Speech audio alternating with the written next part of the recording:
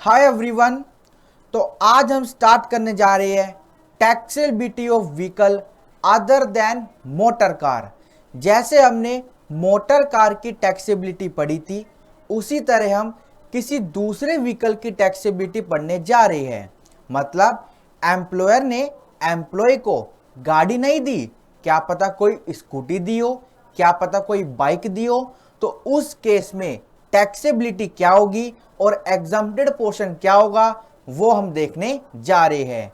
Employer ने employ को दी, चाहे स्कूटी दी चाहे बाइक दी, इनकम टैक्स कहती है जितना भी पोर्शन एग्जम्प्ट होगा वो हम बताएंगे, बाकी के पोर्शन पे एम्प्लॉय को क्या देना पड़ेगा, टैक्स देना पड़ेगा। आइए चलिए स्टार्ट करते हैं taxability of vehicle other than motor car.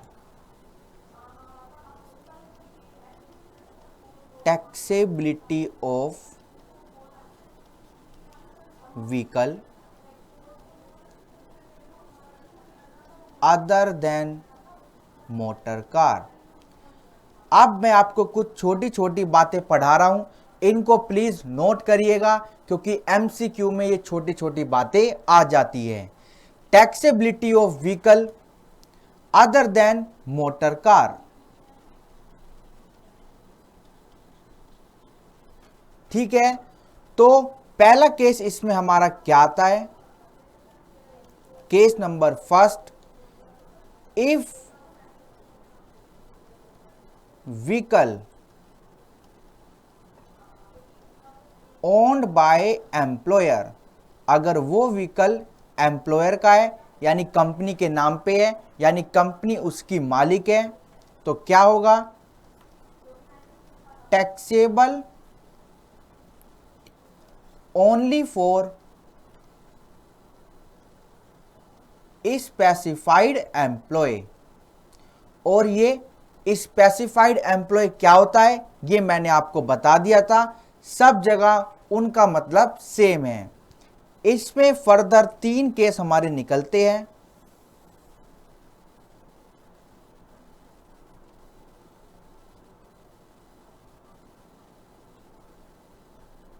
तो 3 केस हम बना रहे हैं इसमें फर्दर। वे केस क्या होंगे उनको एक बार लिखते हैं। हाँ जी, तो केस नंबर 1 है for official purpose.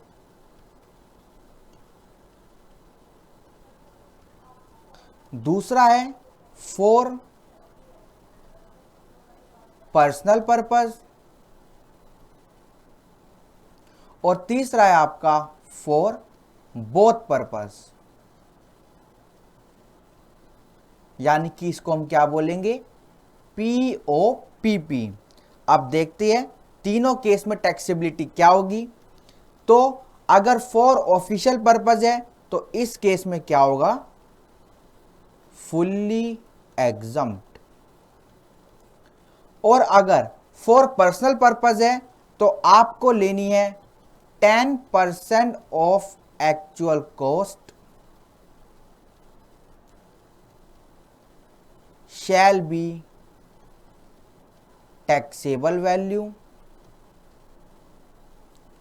Plus running and maintenance expense. Running and maintenance expense bond by employer, जो एम्प्लॉयर ने बॉन्ड किए यानी एम्प्लॉयर ने पे किए। तो आपकी टैक्सेबल वैल्यू कैसी आएगी, यानी एम्प्लॉय के हैंड में टैक्सेबल वैल्यू कैसी आएगी? 2 चीजों को आपको ऐड करना है और टैक्सेबल वैल्यू आ जाएगी।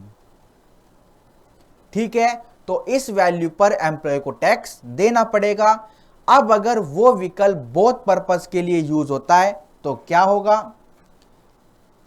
Then taxable value shall be portion use in personal purpose. और ये कैसे निकलेगा? As a percentage of. आपको परसेंटेज यानी रेशो यानी प्रोपोर्शन यानी बंटवारा करना पड़ेगा। जितना भी वो व्हीकल पर्सनल यूज में यूज हुआ है उसकी आपको प्रोपोर्शनेट वैल्यू निकालनी पड़ेगी और फिर वो प्रोपोर्शनेट वैल्यू टैक्सेबल हो जाएगी। अब सवाल आता है ये परसेंटेज किसकी निकालनी है, तो आइए लिखते हैं running and maintenance expense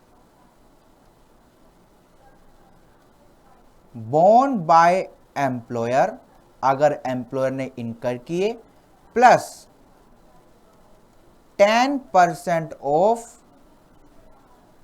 actual cost, plus 10% of actual cost. तो आप दो चीजों को निकालेंगे, यानी अगर running and maintenance expense employer ने पे किए, एम्प्लॉयर ने बोन किए, तो एक वैल्यू आपकी वो हो गई और दूसरी वैल्यू 10% किसका, एक्चुअल कॉस्ट ऑफ व्हीकल का।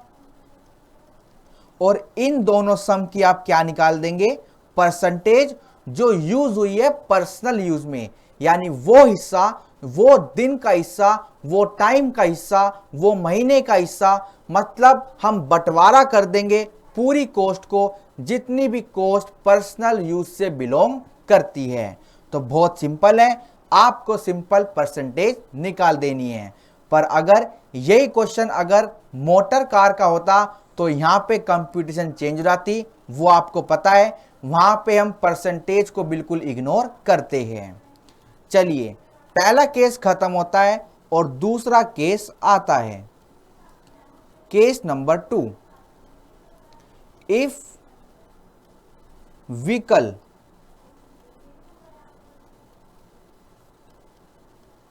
not owned by employer, not owned by employer,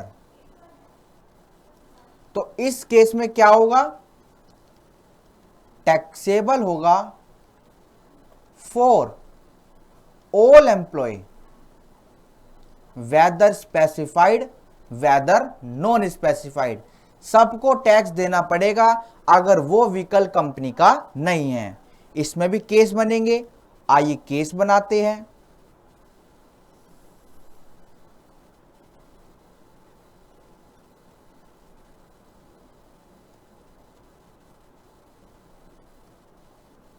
ठीक है, चलिए तो पहला केस क्या बनेगा, वही आपका for official purpose,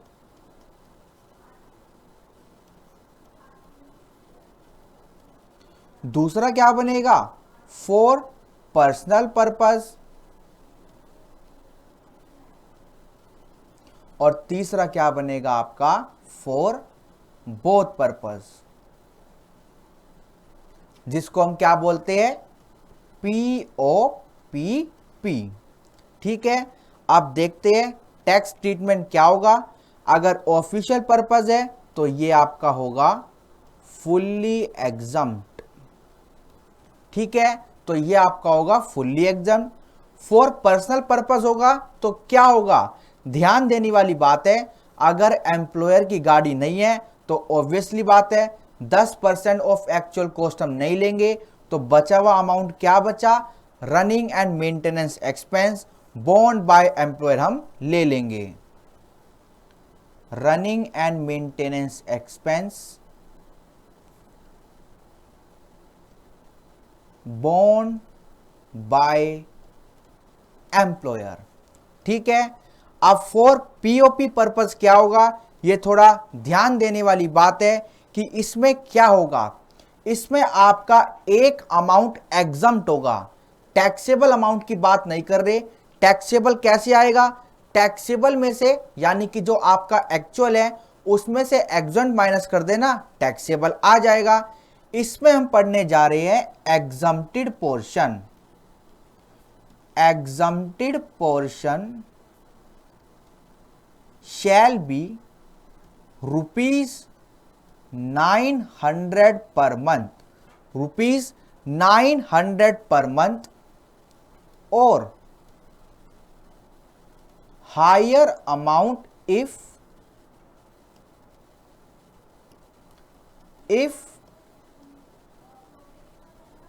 proper records are maintain.